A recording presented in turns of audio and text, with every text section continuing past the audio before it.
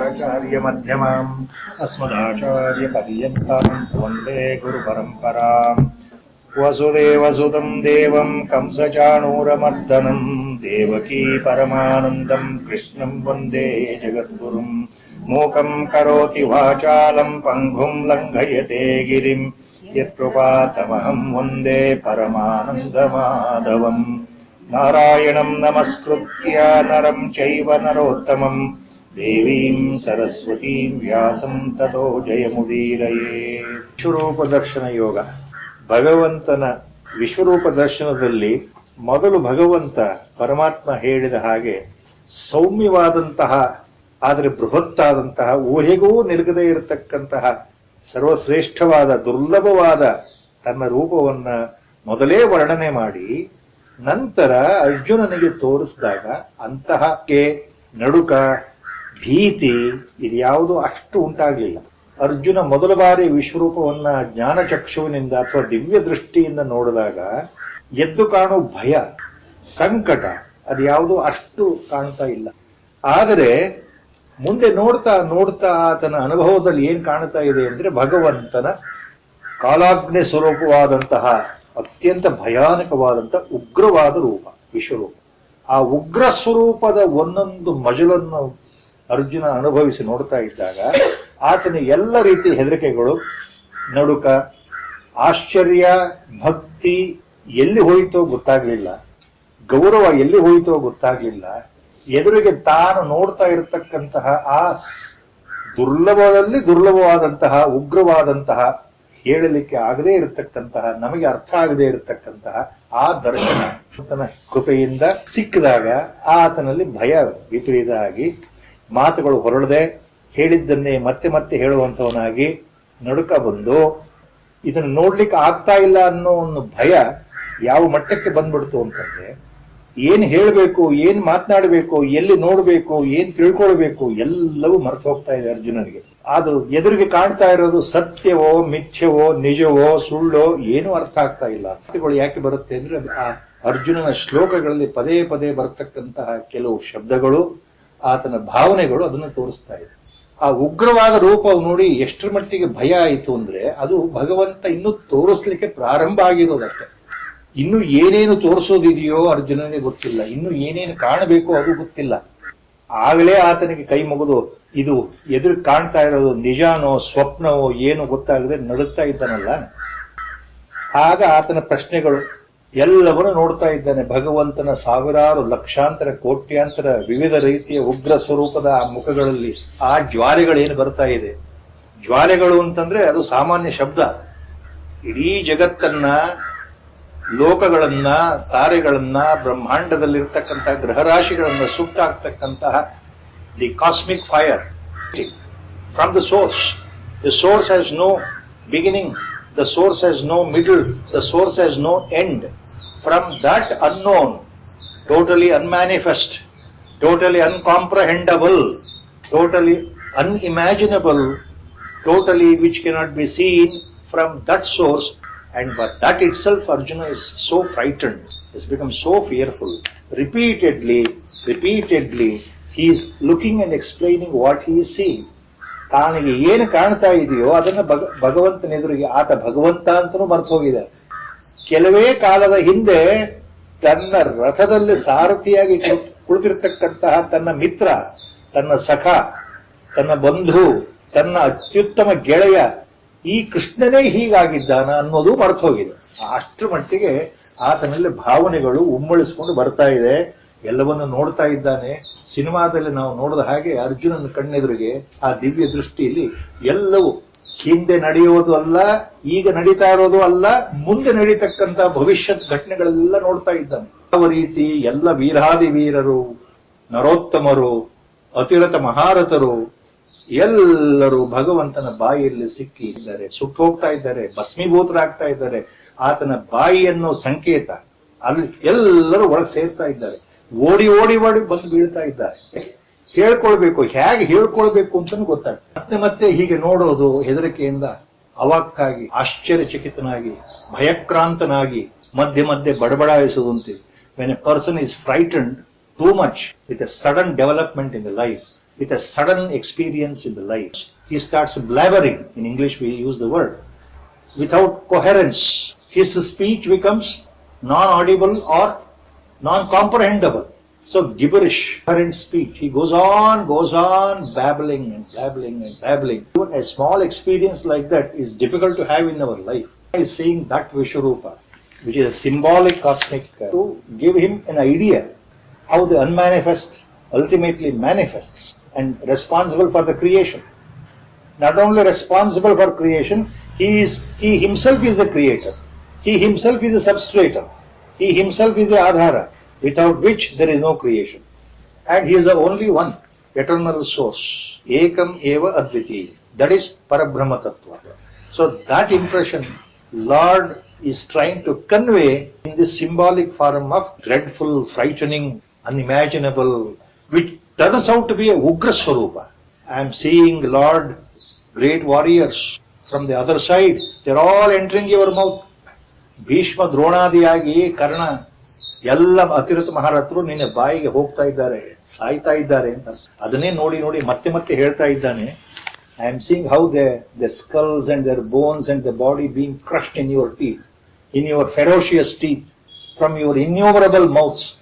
ಸಾವಿರಾರು ಮುಖಗಳಲ್ಲಿ ನುಗ್ಗು ಬಿಟ್ಟು ಯಾವ ರೀತಿ ಹಲ್ಲುಗಳ ಸಂಧಿ ಅವು ಸಿಲುಕಿ ಒದ್ದಾಡಿಕೊಂಡು ಅವರ ದೇಹ ಎಲ್ಲ ಮಾಂಸದ ಮುದ್ದೆಯಾಗಿ ಅಪ್ಪಚ್ಚಿಯಾಗಿ ಮೂಳೆಗಳೆಲ್ಲ ಮುರಿದು ತಲೆ ಬುರುಡೆಗಳು ಮುರಿದು ಚೂರು ಚೂರಾಗಿ ನಿನ್ನ ಹಲ್ಲುಗಳ ಮಧ್ಯೆ ಸಿಕ್ಕಾಕೊಂಡಿದೆಯಲ್ಲಪ್ಪ, ನಾನು ನೋಡ್ತಾ ಇದ್ದೀನಿ. ಅಲಂಕಾರಿಕವಾಗಿ ಎರಡು ಹೋಲಿಕೆಗಳು ಆತನ ಮನಸ್ಸಿಗೆ ಬರುತ್ತೆ ಅರ್ಜುನನಿಗೆ. ಇದನ್ನ ಹೆಂಗೆ ಹೇಳ್ಕೊಳ್ಬೇಕು ಅಂತ. With 2 examples now in the next, Arjuna tries to convey his feeling. There is a point here. 2 shlokas what Arjuna says now.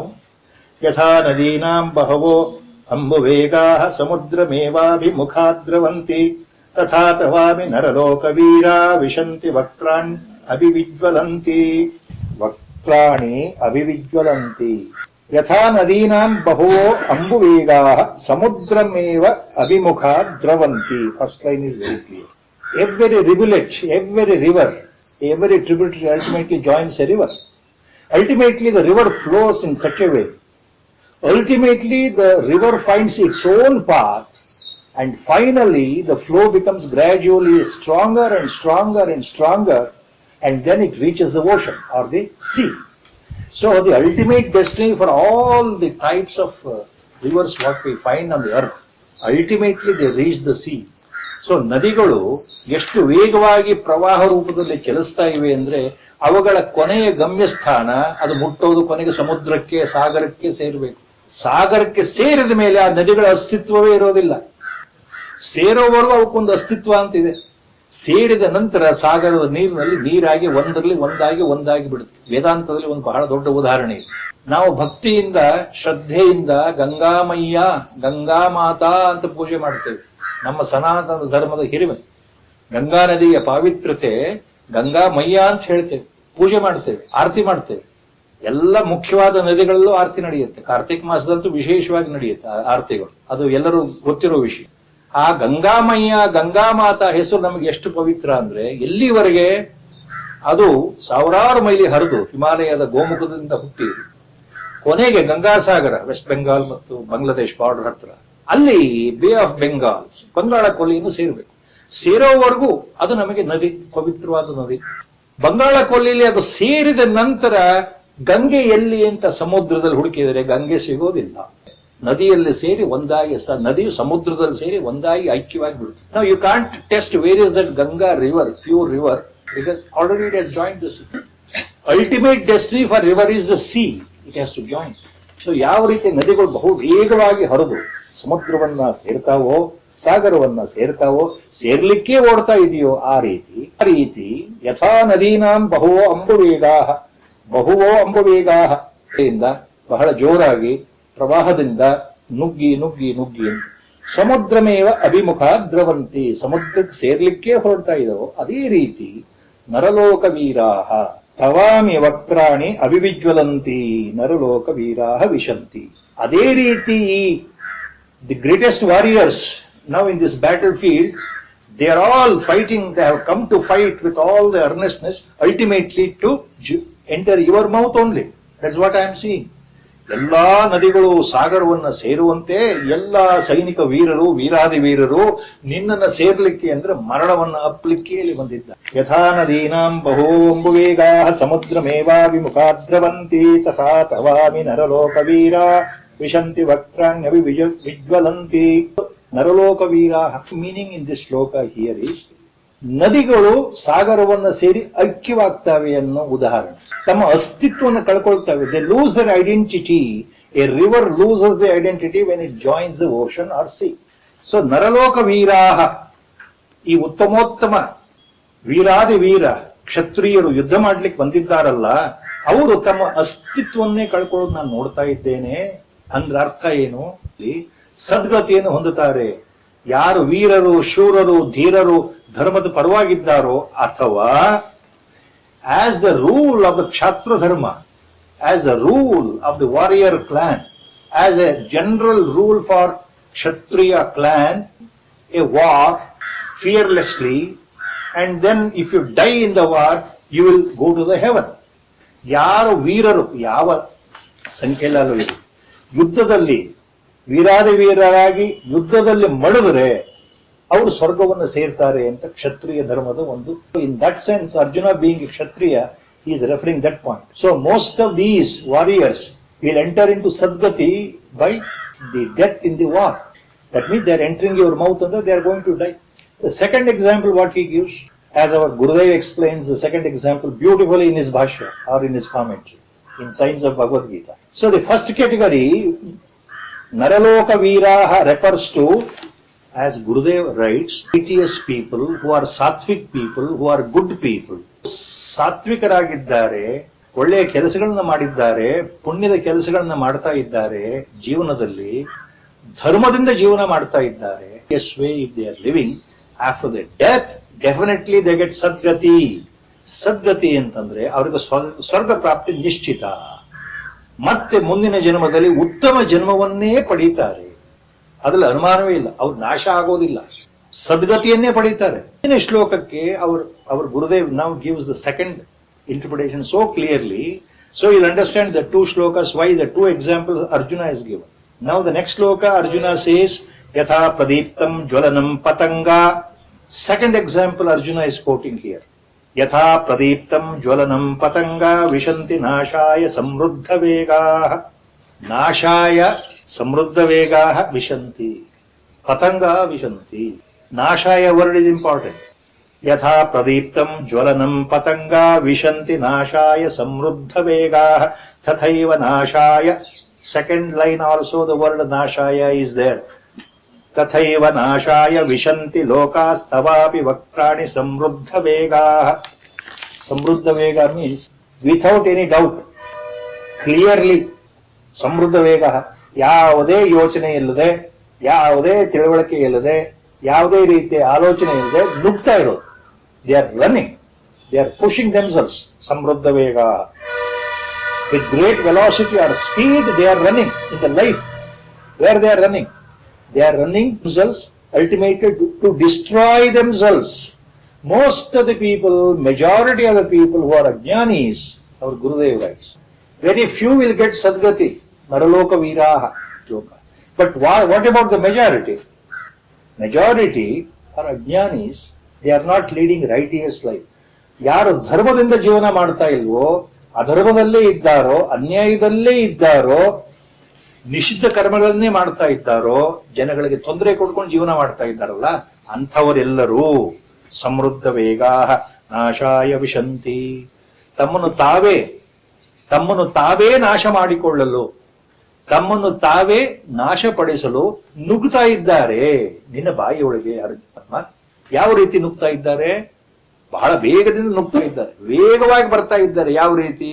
ರಾತ್ರಿ ಹೊತ್ತು ಕತ್ಲೆನಲ್ಲಿ. It may be difficult in a big city like metropolitan city like Bangalore, but if you come outside Bangalore in a ashram or any other village side, in the night time there is total darkness, and if you light a lamp, you will see within no time there is a total darkness surrounding, and a light is burning, a lamp is burning. So all these flying insects and moths and smaller varieties of fly-like insects, they are attracted towards that light, towards that burning light. Usually it is very common when you go on a trekking trip in the night time in a deep forest area, put a campfire or light a lamp and see, within no time you find. In villages it is very common, we have seen that. In a city it is difficult to see that because there is light everywhere. So ಯಾವ ರೀತಿ ಕತ್ಲೇನಲ್ಲಿ ಒಂದು ದೀಪವನ್ನು ಹಚ್ಚಿದ್ರೆ ಆ ಗಾಢಾಂಧಕಾರದಲ್ಲಿ ಸುತ್ತಲೂ ಇರತಕ್ಕಂತಹ ಪತಂಗಗಳು ಅಂದ್ರೆ ಕ್ರಿಮಿಕೀಟಗಳು, ಹಾರಲು ಸಮರ್ಥವಾಗಿರತಕ್ಕಂಥ insects which can fly, they are attracted towards that bright light and they come flying towards the light without knowing that it is a fire, without knowing that. So they are attracted towards light and then they die. Our Gurudev beautiful Vyakhana is. So Samruddha Vegaha means here, people who are only interested in material sensuous pleasure in life. ಯಾರಿಗೆ ಜೀವನದಲ್ಲಿ ಕೇವಲ ಸುಖ ಭೋಗಗಳನ್ನೇ ಪಡಿಬೇಕು ಅಂತ ಆಸೆ ಇದೆಯೋ, ಧರ್ಮಾಧರ್ಮಗಳ ಯೋಚನೆ ಇಲ್ಲದೆ ಮತ್ತೊಬ್ಬರನ್ನ ವಂಚನೆ ಮಾಡಿ ಹಣವನ್ನ ಯಾವ್ಯಾವ ರೀತಿಯಲ್ಲಿ ಸಂಪಾದನೆ ಮಾಡಬಹುದು ಆ ರೀತಿ ಮಾಡಿಬಿಟ್ಟು ತನ್ನ ಸ್ವಾರ್ಥಕ್ಕೋಸ್ಕರ, ತನ್ನ ಸುಖ, ತನ್ನ ಭೋಗಕ್ಕೋಸ್ಕರನೇ ಜೀವನ ಮಾಡಬೇಕು, ಜಗತ್ತಿನ ಎಲ್ಲ ಸುಖಗಳನ್ನು ನಾನು ಪಡಿಬೇಕು ಅಂತ ಜೀವನ ಮಾಡ್ತಾ ಇದ್ದಾರಲ್ಲ, ಮತ್ತೊಬ್ಬರನ್ನ ತೊಂದರೆ ಕೊಟ್ಟು ಮತ್ತೊಬ್ಬರಿಗೆ ವಂಚನೆ ಮಾಡಿ, ಸರ್ಕಾರಕ್ಕೂ ವಂಚನೆ ಮಾಡಿ, ಭ್ರಷ್ಟರಲ್ಲಿ ಭ್ರಷ್ಟರಾಗಿ, ಧರ್ಮವನ್ನ ಬಿಟ್ಟು ಅಧರ್ಮದಲ್ಲಿ ಅನ್ಯಾಯ ಮಾರ್ಗದಲ್ಲೇ ತಮ್ಮ ಸಂಪಾದನೆ ಮಾಡಿಕೊಂಡು ಮೆರಿತಾ ಇದ್ದಾರಲ್ಲ, ಅಂತಹ ಜನರು, ಅಜ್ಞಾನಿಗಳು ಈ ಪತಂಗಗಳ ತರಹ ತಮ್ಮ ನಾಶಕ್ಕೋಸ್ಕರ ತಾವೇ ಬಂದು ಬೆಂಕಿಯಲ್ಲಿ ಬೀಳ್ತಾ ಇದ್ದಾರೆ. ಅಂದ್ರೆ ಅವರಿಗೆ ಸದ್ಗತಿ ಇಲ್ಲ. The inner core meaning is, our Gurudev also beautifully writes. So people who are after sensuous pleasure only in life, thinking that is the only thing to achieve. Virochana philosophy, our Gurudev is talking. See, I am born. We don't know what happens later after death. So this body is myself. ನಾನು ಅಂದ್ರೆ ಶರೀರ. ಸಾವಿನ ನಂತರ ಏನಾಗತ್ತೆ ನಮಗೆ ಗೊತ್ತಿಲ್ಲ. ಚಾರ್ವಾಕ ಸಿದ್ಧಾಂತವು ಅದನ್ನೇ ಹೇಳುತ್ತೆ. ಆ ಚಾರ್ವಾಕ ಸಿದ್ಧಾಂತ ಬಂದಿರೋದೇ ವಿರೋಚನ ಸಿದ್ಧಾಂತದಿಂದ. ಆ ವಿರೋಚನ ಸಿದ್ಧಾಂತ ಏನ್ ಹೇಳುತ್ತೆ ಅಂದ್ರೆ, ನಾವು ಇರುವಷ್ಟು ದಿವಸ ಸಂತೋಷವಾಗಿರಬೇಕು, ಸುಖವಾಗಿರಬೇಕು. ಆ ಸಂತೋಷ ಸುಖವೇ ನಮ್ಮ ಗುರಿ. Our aim and motto in life, purpose in life is to always be happy, always we should enjoy. ಎಲ್ಲ ಭೋಗಗಳನ್ನು ಅನುಭವಿಸಬೇಕು. ಅದಕ್ಕೋಸ್ಕರ ಏನು ಬೇಕಾದ್ರೂ ನಾನು ಮಾಡ್ತೇನೆ. ಈ ಸಿದ್ಧಾಂತ ಬೆಂಕಿಯಲ್ಲಿ ಬಿದ್ದು ಸಾಯ್ತಾರೆ, ಆ ರೀತಿ ನಾಶವಾಗ್ತಾರೆ ಅಂತ ಅಂದ್ರೆ ಅವ್ರಿಗೆ ಸದ್ಗತಿನೂ ದೊರೆಯೋದಿಲ್ಲ. ಯಾವ ಆಸೆಯಿಂದ ಅವ್ರು ಬಂದಿದ್ದಾರೆ ಆ ಆಸೆನೂ ನೆರವೇರೋದಿಲ್ಲ ಅಂತ ಅರ್ಥ. ಯಥಾ ಪ್ರದೀಪ್ತಂ ಜ್ವಲನಂ ಪತಂಗ ವಿಶಂತಿ ನಾಶಾಯ ಸಮೃದ್ಧ ವೇಗ ತಥೈವ ನಾಶಾಯ ವಿಶಂತಿ ಲೋಕಾಸ್ತವಾಪಿ ವಕ್ತ್ರಾಣಿ ಸಮೃದ್ಧ ವೇಗ. ವಿಶಂತಿ ಲೋಕಾಹ, ಲೋಕದ ಸಮಸ್ತ ಜನರು ಈ ರೀತಿ ನಿನ್ನಲ್ಲಿ ಬಂದು ಬೀಳ್ತಾರೆ. ಲೋಕಾಹ ಅಂತಂದ್ರೆ ಎಲ್ಲ ಲೋಕಗಳ ಜನಗಳು ಅಂತ ಅದು ಒಂದು ಅರ್ಥ. ಕಣ್ಣಿಗೆ ಕಾಣತಕ್ಕಂತಹ ಭೂಮಿ ಇದೆ, ಪೃಥ್ವಿ ತತ್ವ, ಭೂಲೋಕ. ಅದಲ್ಲದೆ ಕಣ್ಣಿಗೆ ಕಾಣದೇ ಇರೋ ಲೋಕಗಳು ಇದೆಯಲ್ಲ, ಪಾತಾಳ ಲೋಕಗಳಿದೆ, ಬೇರೆ ಬೇರೆ ಗ್ರಹಗಳಲ್ಲಿ ಅಂದ್ರೆ ಬ್ರಹ್ಮಾಂಡದಲ್ಲಿ ಇರತಕ್ಕಂಥ ಬೇರೆ ಬೇರೆ ಲೋಕಗಳು ಇದೆ, ನಮಗ್ ಗೊತ್ತಿಲ್ಲ ಅಷ್ಟೇ. ಹಾಗೆ ಸಮಸ್ತ ಲೋಕದ ಜನರು ಇದು ಸಂಭವವೇ ಜಾಸ್ತಿ ಅಂತ ಉದಾಹರಣೆ ಕೊಡ್ತಾ ಇದ್ದಾನೆ. ಅತ್ಯಂತ ಮೋಹ ಪರೋಶರಾಗಿ, ಲೋಕ ಅಪಿ ಅಂತಂದ್ರೆ ಅದೇ ಅರ್ಥ ಇಲ್ಲಿ. ಸಮಸ್ತ ಜನರು ಮೋಹ ಪರವಶರಾಗಿ ಅತ್ಯಂತ ವ್ಯಾಮೋಹದಿಂದ ಕೇವಲ ಸುಖವನ್ನೇ ಪಡಿಬೇಕು ಅನ್ನೋ ಆಸೆಯಿಂದ ಅಂತ ಒಳ ಅರ್ಥ. Acharya made it very clear. Same thing ಅವರು ಗುರುದೇವ್ ಹ್ಯಾಸ್ ರಿಟನ್. ಲೇಲೈಷ್ಯಸೇ ಗ್ರಸಮಾನ ಸಮಂತ ಲೋಕಾತ್ ಸಮಗ್ರಾನ್ ವದನೈರ್ಜ್ವಲದ್ಭಿಃ ಸಮಂತಾತ್. ಲೇಲೈಷ್ಯಸೇ ಗ್ರಾಸಮಾನಃ ಸಮಂತಾತ್. ಲೇಲೈಷ್ಯಸೇ ಗ್ರಾಸಮಾನಃ ಸಮಂತಾತ್ ಲೋಕಾನ್ ಸಮಗ್ರಾನ್ ವದನೈರ್ಜ್ವಲದ್ಭಿಃ ತೇಜೋಭಿರಾಪೂರ್ಯ ಜಗತ್ ಸಮಗ್ರಂ ಭಾಸಸ್ತವೋಗ್ರ ಪ್ರತಪಂತಿ ವಿಷ್ಣು. Arjuna is talking the same thing. ಲೇಲೈಷ್ಯಸೇ ಅಂದ್ರೆ ಅಗೇನ್ ಅಂಡ್ ಅಗೇನ್, ಪದೇ ಪದೇ, ಅಗೇನ್ ಅಂಡ್ ಅಗೇನ್, ರಿಪೀಟೆಡ್ಲಿ. ಲೇಲೈಷ್ಯಸೇ ಗ್ರಸಮಾನಃ, what is absorbing. Lelishase refers to when you enjoy a food, you relish it, you say. With pleasure in your mind, it is so sweet or so food which you like. So you relish it. You start licking it. ಮಕ್ಕಳು ತಿಂತಾ ಇರ್ಬೇಕಾದ್ರೆ ನೆಕ್ತಾ ಇರ್ತಾರೆ, ಯಾಕೆ ಅವರು ಅಷ್ಟು ಅದು ಇಷ್ಟ, ನೆಕ್ಕೋದು ಅಂತ ಲೇಲಿಹಸೆ ಅಂದ್ರೆ. So Arjuna says you are licking as if with great pleasure. ಲೇಲಿಹಸೆ ಅಂದ್ರೆ ಮತ್ತೆ ಮತ್ತೆ ಮತ್ತೆ ಮತ್ತೆ ಅಗಿಯುತ್ತಾ ಜಗಿಯುತ್ತಾ. See, you are chewing, and you are chewing with all pleasurable mode, with all the pleasure in your face. You enjoy the people's who are entering your mouth and you are chewing them. ನೀನು ಅಗಿತಾ ಇದ್ದೀಯಾ, ನೆಕ್ತಾ ಇದ್ದೀಯಾ, ಚಪ್ಪರಿಸ್ತಾ ಇದ್ದೀಯಾ ಅಂತ ಅರ್ಥ. ಲೇಲೀಹಸೆ ಗಸಮಾನ, ಗಸಮಾನ ಅಂದ್ರೆ ನುಗ್ತಾ ಇದೀಯ. So ನೀನು ಬಹಳ ಇಷ್ಟಪಟ್ಟು ಆಸೆಯಿಂದ ನುಗ್ತಾ ಇದೆಯಲ್ಲ, ಏನನ್ನ? ಸಮಂತಾತ್ ಲೋಕಾನ್ ಸಮಗ್ರಾನ್, ಎಲ್ಲ ಕಡೆಗಳಿಂದ ಎಲ್ಲ ಲೋಕಗಳನ್ನು ನುಗ್ತಾ ಇದ್ದೀಯ. So Arjuna is actually trying to give the impression of ಆತ್ಯಂತಿಕ ಪ್ರಳಯ ಅಂದ್ರೆ ಏನು? ಏನ್ ಸ್ವಾಮಿ ಅದು? ಬಾಯಿನಲ್ಲಿ ಹೇಳೋ ಶಬ್ದ ಅಷ್ಟೇ, ಯಾರಿಗೂ ಅರ್ಥ ಆಗಲ್ಲ. ಮನುಷ್ಯ ಇದ್ರಲ್ವ ಅರ್ಥ ಆಗೋದು? ಬ್ರಹ್ಮನ ಒಂದು ದಿನದ ಕಲ್ಪದ ಕೊನೆಯಲ್ಲಿ ಸಂಹಾರ ಆಗಬೇಕು, ಸೃಷ್ಟಿ ಸಂಹಾರ ಆಗ್ಬೇಕಲ್ಲ. ಬ್ರಹ್ಮನ ರಾತ್ರಿ ಪ್ರಾರಂಭ symbolically the creation has to end. That is ಮಹಾಪ್ರಳಯ, ಆತ್ಯಂತಿಕ ಪ್ರಳಯ. Everything will vanish, everything will get burned down into ashes and the ashes also will vanish. Everything means what?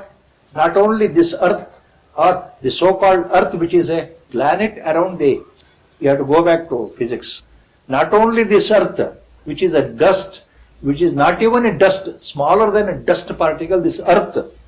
There are millions of such earths are there, planets are there around the stars.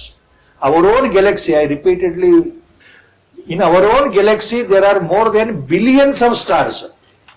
Even if every star has got some 5 to 6 or 9 planets around it, like our solar system, imagine how many, plus their own satellites.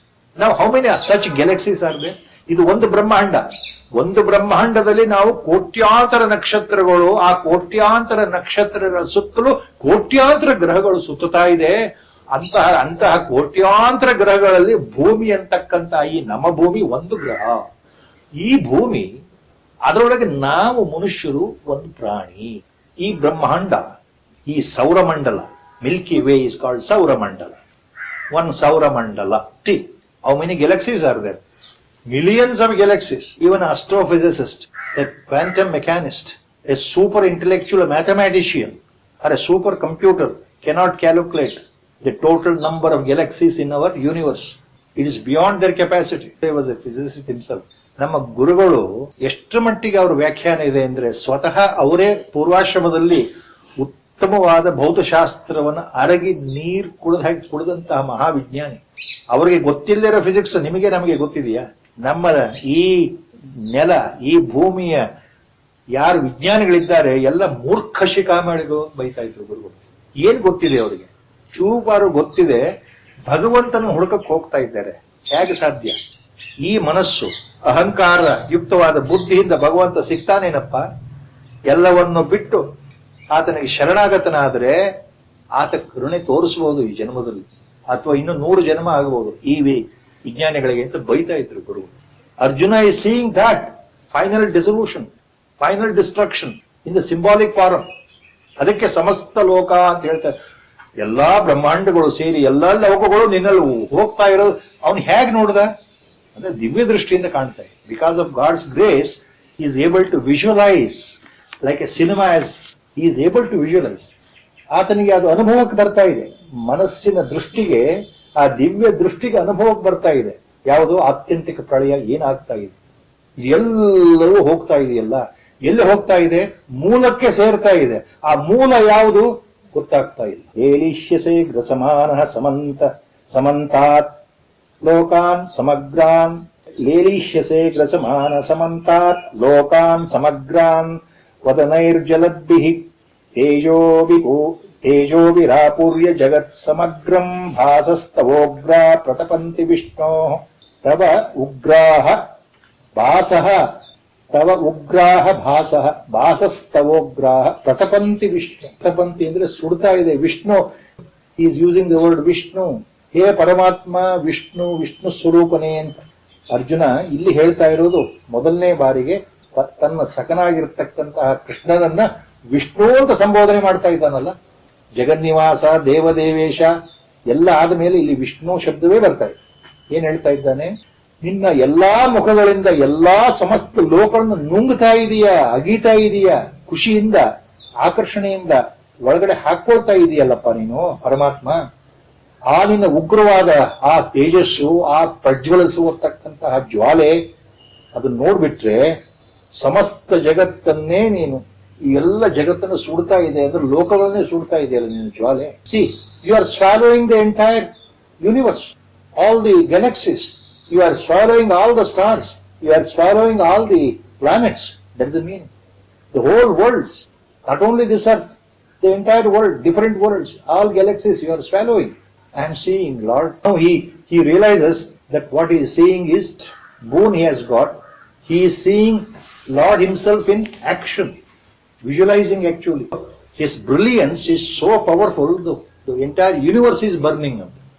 Tejo virapurya jagat samagram bhasastavogra pratapanti Vishnu. ಸಮಸ್ತ ಲೋಕಗಳು ಸುಡ್ತಾ ಇದೆ. ಆ ನಿನ್ನ ಪ್ರಜ್ವಲವಾದ ಉಜ್ವಲವಾದ ಬೆಳಕಿನಿಂದ, ನಿನ್ನ ಮುಖದಿಂದ ಬರ್ತಾ ಇರತಕ್ಕಂತಹ ನಾಲಿಗೆ, ಇದು ಕೆನ್ನಾಲಿಗೆಯಿಂದ, ಬೆಂಕಿಯ ಜ್ವಾಲೆಗಳಿಂದ ಲೋಕಗಳು ಸುಟ್ಟು ಹೋಗ್ತಾ ಇದೆ. ಇದೆಲ್ಲ ಉಪಮಾನಗಳು ನಮಗೆ ಓದಿ ತಿಳ್ಕೊಳ್ಳಿಕ್ಕೆ, ಇದು ಯಾವುದೂ ನಮಗೆ ಅರ್ಥ ಆಗೋದಿಲ್ಲ. ಸತ್ಯವಾದ ಮಾತೇನು ಅಂದ್ರೆ, the meaning you can try to retain in the head, but you will never understand this. Gurudev used to say, that's why he used to say Bhagavad Gita is difficult to understand. The significance of the shlokas will enter here. Otherwise, all that happens is, with all earnestness, we listen and we think that we have understood. ನಮಗೆ ಅನ್ಸೋದೇನು ಅಂದ್ರೆ, ಈ ಶ್ಲೋಕದ ಅರ್ಥ ಹೀಗಿದೆ, ಈ ಬುದ್ಧಿಯ ಹೊರನೋಟಕ್ಕೆ ಅರ್ಥ ಆಗ್ತಾ ಇದೆ. ಬುದ್ಧಿಯ ಒಳಗಡೆ ಇರತಕ್ಕಂಥ ನಿಜವಾದ ಆ ಹೃದಯ ಇದೆಯಲ್ಲ, ಅದು ಪರಮಾತ್ಮ. ಆ ಪರಮಾತ್ಮನ ಕೃಪೆ ಇದ್ರೆ ಇದೆಲ್ಲವೂ ಒಳಗೆ ಇಳಿಯತ್ತೆ ಅಂತ ಅರ್ಥ. ಅಲ್ಲಿವರೆಗೆ ನಾವು ಏನ್ ಹೇಳ್ಕೊಳ್ತೀವಿ, ಅರ್ಥ ಆಗ್ತಾ ಇದೆ, ಅರ್ಥ ಆಗ್ತಾ ಇದೆ. ಅದನ್ನಾರು ನಾವು ಸರಿಯಾಗಿ ಮಾಡ್ಕೊಳ್ಬೇಕಲ್ಲ. ಅದಕ್ಕೆ ಗುರುಗಳು ಯಾವಾಗಲೂ ಹೇಳ್ತಾ ಇದ್ದಾರೆ, ಅರ್ಥ ಆಗತ್ತೋ ಬಿಡುತ್ತೋ ಈ ದ್ವಂದ್ವ ಬೇಡ ನಮ್ಮ ಮನಸ್ಸಿನಲ್ಲಿ. Our Gurudev always used to say finally, don't get stuck yourself at the lower level of thinking that you will not understand Bhagavad Gita. There are so many explanations you will not understand. It is very difficult. So that a negative feeling makes you not to read Bhagavad Gita. That is how the Maya plays the trick. ಹೇಗಾದ್ರೂ ಮಾಡಿ ನಮ್ಮನ್ನು ಎಬ್ಬಿಸ್ಬೇಕು, ನಾವು ಪರಮಾತ್ಮ ಹತ್ರ ಹೋಗಬೇಕು ಅಂತ ಬಂದಿದ್ದೇವೆ. ಗುರುಗಳ ದಾರಿ ತೋರಿಸಿದ್ದಾರೆ. ಗುರುಗಳನ್ನ ನೆನೆಸ್ಕೊಂಡು, ಗುರುಗಳಿಗೆ ಸಮರ್ಪಣೆ ಮಾಡಿಕೊಂಡು, ಅಪ್ಪ ಪರಮಾತ್ಮ ನೀನು ಬೇರೆ ಅಲ್ಲ, ಗುರು ಬೇರೆ ಅಲ್ಲ, ನಿನ್ನನ್ನು ಸೇರಬೇಕು ಅಂತ ನಾವು ಬಂದಿದ್ದೇವೆ ಅಂತ ಹೊರಟಾಗ ಮಾಯೆ ಏನ್ ಮಾಡುತ್ತೆ, ಹೇಗಾದ್ರೂ ಮಾಡಿ ಮನುಷ್ಯನನ್ನು ಹೊರಗೆ ಹಾಕ್ಬೇಕು. ಎಲ್ಲಿ ಹೊರಗೆ ಹಾಕ್ಬೇಕು? ಪ್ರಪಂಚಕ್ಕೆ ದೂಡಬೇಕು. Let him go back to samsara and enjoy and suffer and die and get reborn. ಭಗವತ್ ಶಕ್ತಿ, ಯೋಗ ಶಕ್ತಿ or Yoga Maya or Moola Prakriti, its main work is to see that people are kept in ajnana only. See, you are covered by the veil all the time. Maya's role is only very much. Maya doesn't like you to remove the veil by the grace of Guru and reach Guru and become one with the Guru. ಆದ್ರಿಂದ ನಮಗೇನಾಗುತ್ತೆ, ಅರ್ಥ ಆಗಿದೆಯೋ ಇಲ್ವೋ, ಬಹಳ ಕಷ್ಟ ಇದೆ ಭಗವದ್ಗೀತೆ ಅಂತ ಮನಸ್ಸಿಗೆ ಬರಕ್ ಶುರು ಆಗುತ್ತೆ. ಅಥವಾ ಒಂದು ರೀತಿ ಭಯ, ಏನೋ ಒಂಚೂರು ಗೌರವ. ಗುರುಗಳು ಹೇಳ್ಬಿಟ್ಟಿದ್ದಾರಲ್ಲ, ಈಗ ಗುರುಗಳು ಹೇಳ್ಬಿಟ್ಟಿದ್ದಾರಲ್ವಾ, ಅರ್ಥ ಆಗ್ಲಿ ಬಿಟ್ಟು ಓದ್ತಾ ಕೂರು. ಸುಮ್ಮನೆ ಮಣ ಮಣ ಮಣ mechanical rendering, mechanical reading, mechanical recitation, ಕೇವಲ ಯಾಂತ್ರೀಕೃತವಾಗಿ ಅಷ್ಟು ಶ್ರದ್ಧೆ ಇಲ್ಲದೆ ಭಗವದ್ಗೀತೆ ಶ್ಲೋಕ ಹೋಗ್ತಾ ಹೋಗೋದು. ಇವತ್ತೊಂದು ಅಧ್ಯಾಯ ಮುಗಿಸ್ಬೇಕು, ನಾಳೆ ಒಂದು ಅಧ್ಯಾಯ ಮುಗಿಸ್ಬೇಕು, ಗುರುಗಳು ಹೇಳ್ಬಿಡಿ, ಓದ್ತಾ ಹೋಗೋದು. ಲೇಲೀಶ ಶೇಖರ ಸಮಾನ ಸಮಂತಾತ್ ಲೋಕಾನ್ ಸಮಗ್ರಾನ್ ವದನೈರ್ಜ್ವಲದ್ಭಿಃ ತೇಜೋ ವಿರಾಪುರಿ ಜಗತ್ ಸಮಗ್ರಂ ಭಾಸಸ್ತವೋಗ್ರಾ ಪ್ರತಪಂತಿ Vishnu. We get stuck like that also.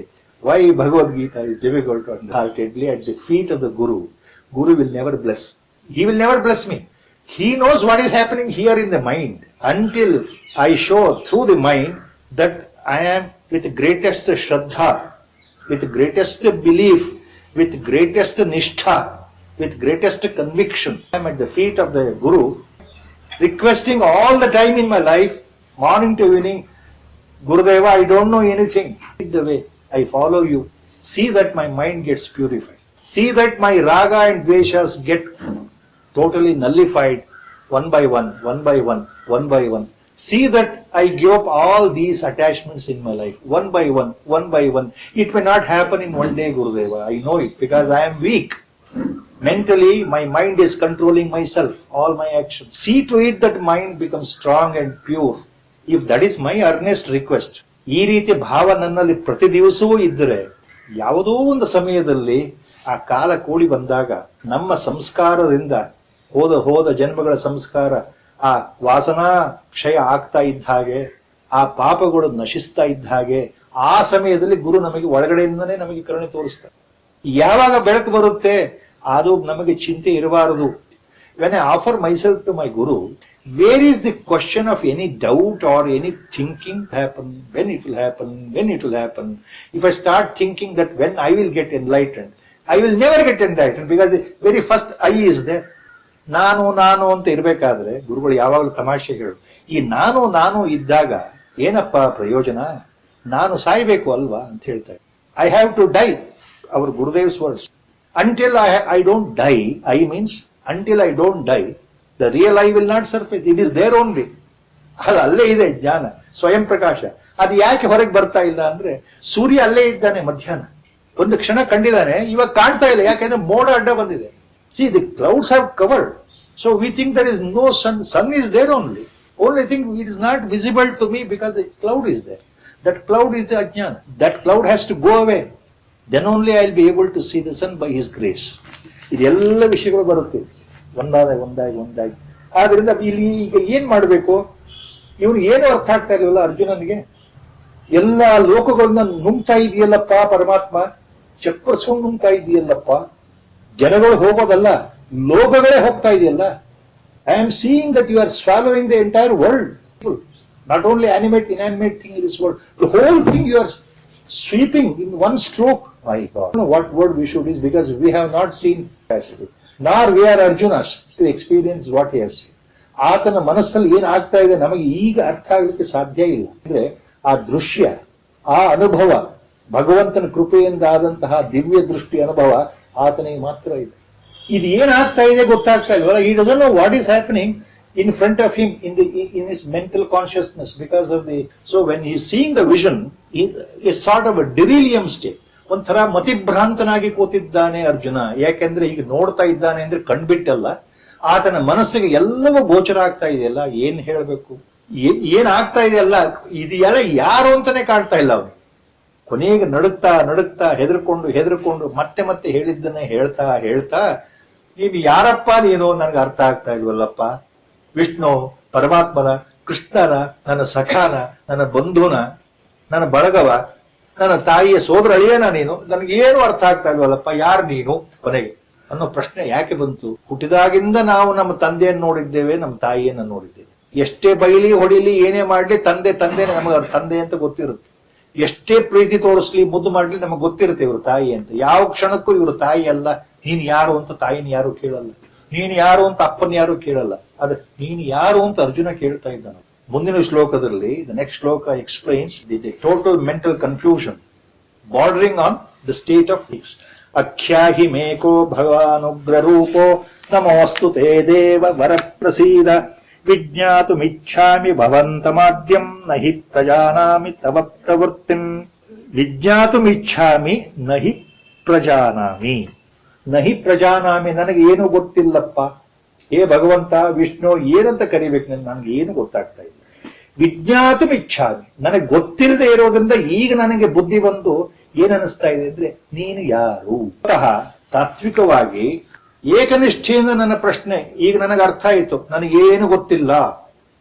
ಹಾಗಿದ್ಮೇಲೆ ನೀನೇ ದಯವಿಟ್ಟು ಕೃಪೆಯಿಂದ ಅನುಗ್ರಹ ಪೂರ್ವಕವಾಗಿ, ನಿನ್ನ ಕರುಣಾರಸ ಪೂರ್ವಕವಾಗಿ ನೀನು ಯಾರು, ನಿಜವಾಗ್ಲೂ ಯಾರು ಅಂತ ತಿಳ್ಕೊಳ್ಬೇಕು ಅಂತ ಮನಸ್ಸಿದೆ, ಅದನ್ನು ನೀನು ಹೇಳಬೇಕು. ವಿಜ್ಞಾತುಂ ಇಚ್ಛಾಮಿ, ನಿಜವಾಗ್ಲೂ ನೀನು ಯಾರು. I want to know really who you are. ವಿಜ್ಞಾತುಂ, ಐ ವಾಂಟ್ ಟು ನೋ. ಇಚ್ಛಾಮಿ, ಐ ವಾಂಟ್ ಟು ನೋ. ವಿಜ್ಞಾತು, who are you in the real sense.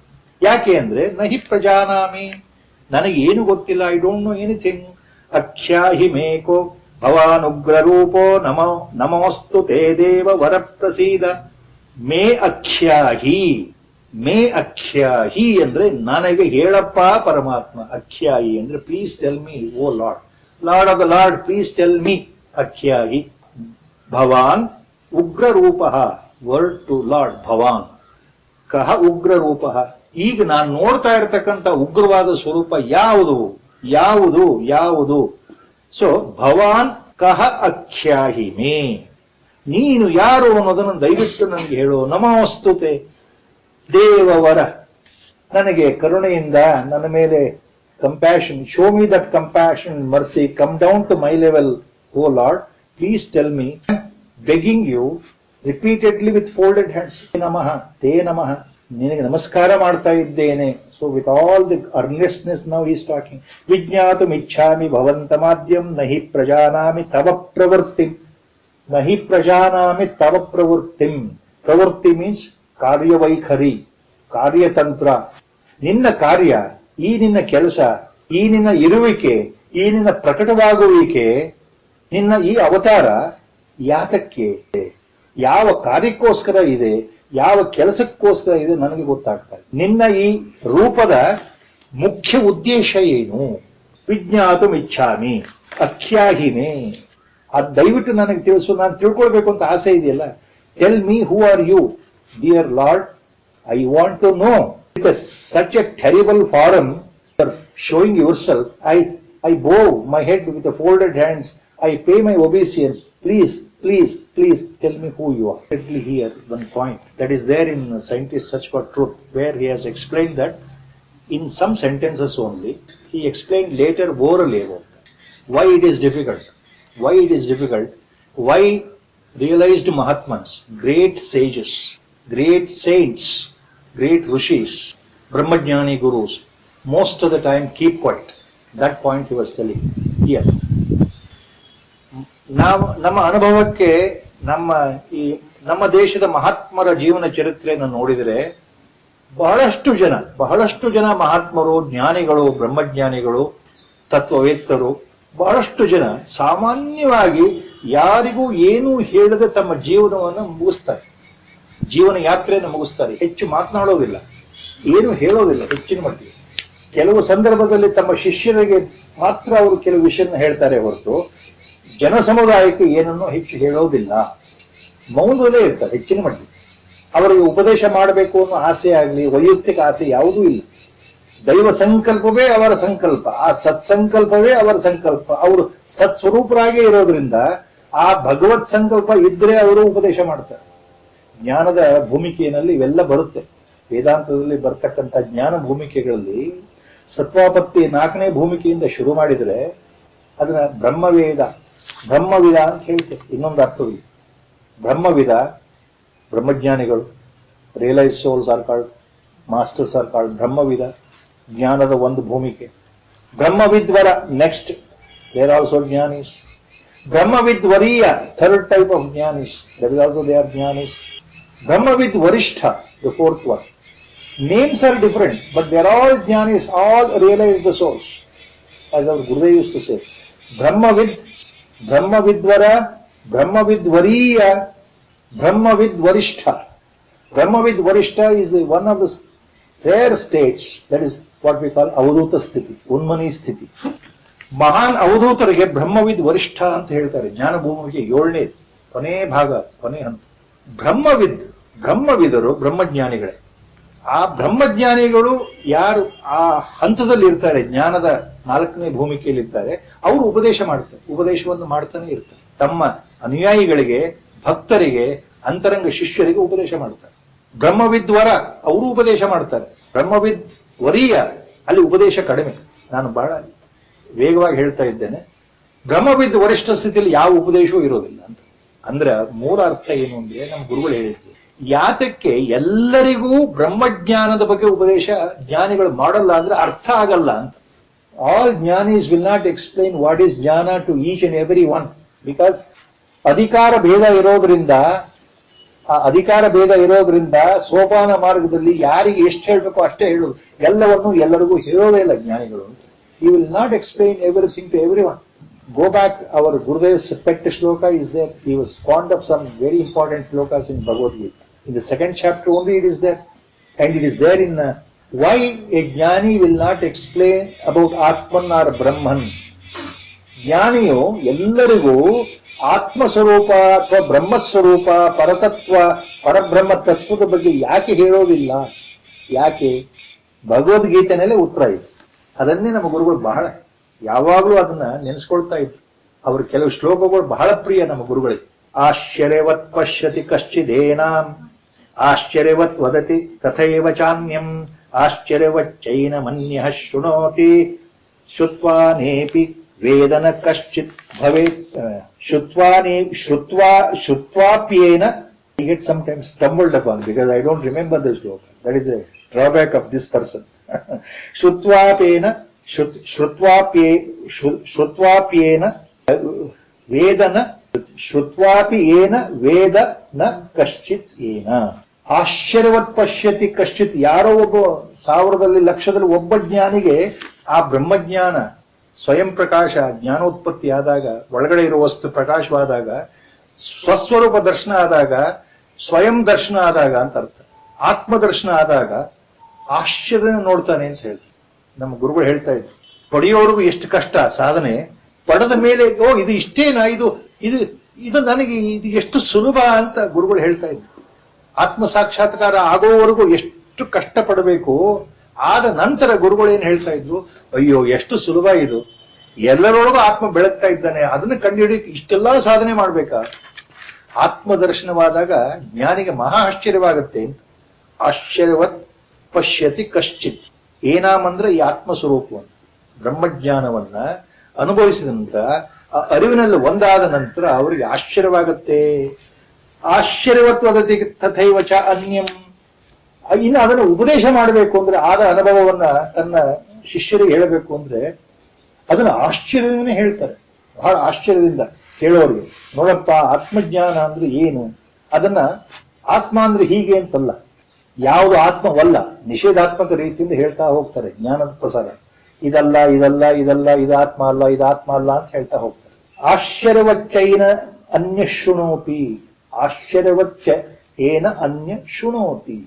ಕೇಳೋರ್ಗೂ ಆಶ್ಚರ್ಯ, ಹೇಳೋರ್ಗೂ ಆಶ್ಚರ್ಯ ಅಂತ ಗುರುಗಳು ಬಹಳ ತಮಾಷೆಗೆ ಹೇಳ್ತಾ ಇದ್ರು. You must read that aspect in Scientist Search for Truth. Jnani is speaking with great wonder about Atman, Atma Swarupa. He himself is wondering. Why? He is wondering because the person in front of me, whether he is understanding or not. That's why he is wondering. The person sitting and listening is also wondering. What our Guru is talking to me, does he really know or simply he is blah blah blah blah blah. So he is also wondering. The Shishya is also wondering in a different sense. Guru is wondering in a different sense. Explaining sadhana route. ಆತ್ಮಜ್ಞಾನದ ಬಗ್ಗೆ ಗುರು ಮಾತಾಡ್ತಾ ಇದ್ದಾಗ ಗುರುವಿಗೆ ಆಶ್ಚರ್ಯ ಒಂದು ರೀತಿಯಲ್ಲಿ, ಕೇಳ್ತಕ್ಕಂಥ ಶಿಷ್ಯನಿಗೂ ಆಶ್ಚರ್ಯ ಇನ್ನೊಂದು ರೀತಿಯಲ್ಲಿ. ಇವ್ರು ಹೇಳ್ತಾ ಇರೋದು ಏನಪ್ಪ ಹೇಳ್ತಾ ಇದ್ದಾರೆ, ಇವ್ರಿಗೆ ಅರ್ಥ ಆಗಿದೆಯೋ ಸುಮ್ಮನೆ ಹೇಳ್ತಾ ಇದಾರೋ ಅಂತ ಆತನಿಗೆ ಆಶ್ಚರ್ಯ. ಇನ್ನು ಕೆಲವರಿಗೆ ಅದನ್ನ ಕೇಳಿದ್ರು ಏನು ಅರ್ಥ ಆಗಲ್ಲ, ಅದು ಒಂದು ದೊಡ್ಡ ಆಶ್ಚರ್ಯವೇ. There are others who listen from a realize the sage about Atma Jnana, Atma Swarupa, but still they will not understand. Even they are bewildered. Even they wonder themselves because they will never understand what Guru is talking.